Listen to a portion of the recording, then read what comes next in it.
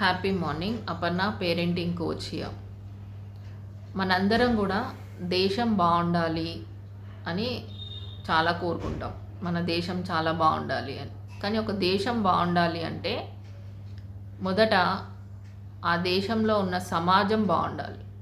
సమాజం బాగుండాలి అంటే సమాజంలో ఉన్న కుటుంబాలు బాగుండాలి. ఎందుకంటే కొన్ని కుటుంబాల సమూహమే ఒక సమాజం కాబట్టి. ఒక కుటుంబం బాగుండాలి అనుకున్నప్పుడు ఆ కుటుంబంలో ఉన్నటువంటి శక్తి స్వరూపిణి అయినటువంటి అమ్మ బాగుండాలి.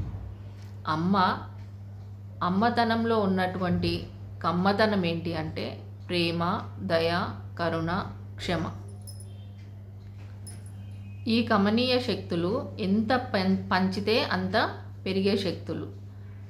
సో ఈ శక్తులను ఎప్పుడైతే అమ్మ తన కుటుంబ అభివృద్ధి కోసం సకారాత్మకంగా వీటిని వినియోగిస్తుందో అప్పుడు ఆ కుటుంబం అభివృద్ధి చెందుతుంది.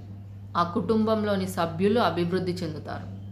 ఆ విధంగా ఆ కుటుంబము, ఆ కుటుంబంతో కలిసినటువంటి కుటుంబ సమూహాలు సమాజ అభివృద్ధికి, దేశ అభివృద్ధికి కారణమవుతాయి.